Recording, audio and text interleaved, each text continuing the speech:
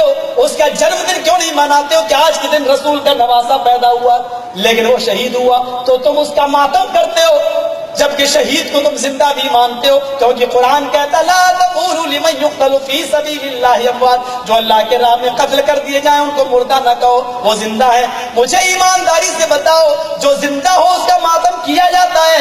کیا تم اپنا بیٹا تمہارا زندہ ہو کل ماتم کر کے دیکھو؟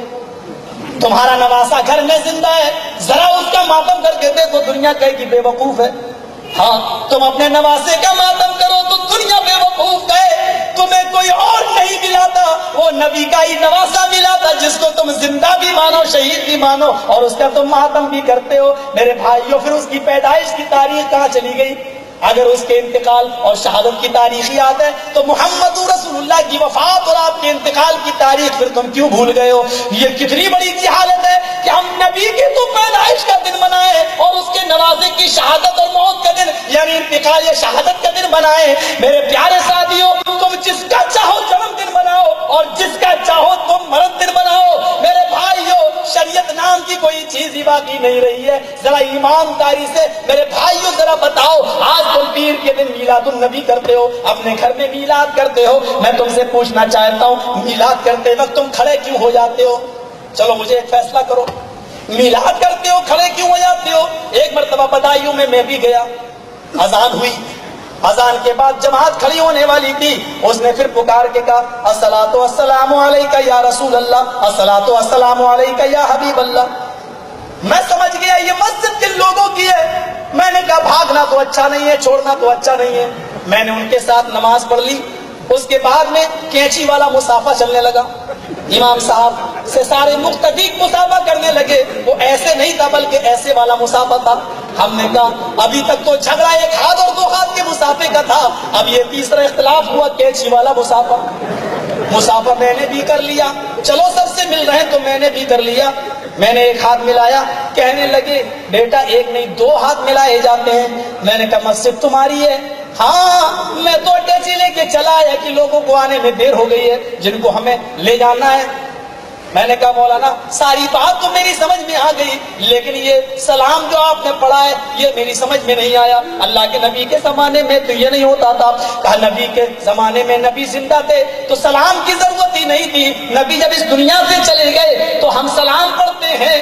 ہم نے کہا کیا مطلب؟ کہا جہاں سلام پڑھا جاتا ہے محمد رسول اللہ صلی اللہ علیہ وسلم تشریف لے آتے ہیں، ہم نے سلام پڑھا، ہمارے نبی ہماری مسجد میں آ گئے۔ میں نے کہا یہ تو دنیا بھر کی مسجدوں میں سلام پڑھا گیا ہوگا، پھر میرے نبی کس کس مسجد میں گئے ہیں؟ کہنے لگا بعد میں ملنا۔ میں دروازے سے نکلتے پھر میں نے ایک بات پوچھی، مولوی صاحب میری سمجھ میں نہیں آیا کہ جب آپ نے سلام پڑھ کے نبی کو بلا ہی لیا تو نبی نے نماز بھی پڑھی ہوگی۔ کہنے لگا بات صاحب کیوں نہیں پڑھی ہوگی؟ میں نے کہا جب نبی آ ہی گئے تھے تو پھر آپ کیوں مصلی پہ کھڑے ہو گئے، جناب محمد رسول اللہ کو کیوں نہیں کیا؟ کہنے لگا اللہ کی قسم مجھے پکا یقین ہو گیا کہ تو 24 نمبر ہے، ایک نمبروں کو میں جانتا نہیں، یہ تو سوال کیا تو اس کا جواب یہ ملا کہ تو وہابی ہے۔ الٹی سمجھ خدا کسی کو نہ دے آدمی کو موت پر ادا نہ دے، مجھے آج تک کوئی سمجھا نہیں سکا۔ مجھے بتاؤ تمہارے یہاں 10 بجے میلاد ہوتا ہے، میلاد ختم ہوتے ہی تم کھڑے ہو کے سلام پڑھنے لگتے ہو، میری سمجھ میں نہیں آتا کہ یہ کھڑے کیوں ہوتے ہو۔ میں نے کچھ لوگوں سے پوچھا، ہاں میں نے کچھ کتابیں بھی پڑھی ہے جس میں صاف لکھا ہے کھڑے ہو کر میلاد پڑھنے کی وجہ یہ کہ رسول اللہ صلی اللہ علیہ وسلم کی سواری وہاں آ جاتی ہے۔ میں نے کسی مولوی سے پوچھا کہ ہاں یہ بتاؤ اگر عورتیں بھی کھڑے ہو کر میلاد پڑھنے لگے تو کیا میرے نبی عورتوں کی محفل میں بھی چلے جائیں گے؟ کہنے لگا جی مسئلہ ہے تمہارا۔ ہم نے کہا اللہ کے نبی ساری زندگی بھر عورتوں کے چہرے کو نہیں دیکھتے تھے، جب یہ بیعت لی جا رہی تھی آج کے بعد تم میں سے کوئی شرک نہیں کرے گا، چوری نہیں کرے گا، زنا نہیں کرے گا، مرد تو ہاتھ پہ ہاتھ رکھ کر بیعت کر رہے تھے، ایک عورت نے ہاتھ پردے کی اوڑ سے اندر بڑھا دیا، اے اللہ کے نبی مجھ سے بھی ہاتھ ملا لیجیے، میں بھی وعدہ کرتی ہوں کہ شرک نہ کروں گی، چوری نہ کروں گی، زنا نہ کروں گی۔ آپ نے ان ہتھیلیوں کو دیکھا، فرمایا چہرہ پھیر کر بی بی ان ہاتھوں کو اندر کر لے، محمد رسول اللہ چہرہ تو دور کسی غیر عورت کی ہتھیلی دیکھنا بھی گوارا نہیں کرتا۔ ایمانداری سے بتانا نبی تو کسی غیر عورت کی ہتھیلی بھی دیکھنا گوارا نہ کریں، اور ہمارا مولوی جوان لڑکیوں کو سامنے بٹھا کر دم کرے، جنات نکالے، شیطان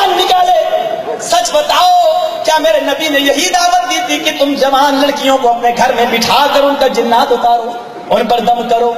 آہا، ایک نظر تو معاف ہے، آپ نے حضرت علی سے کہا تھا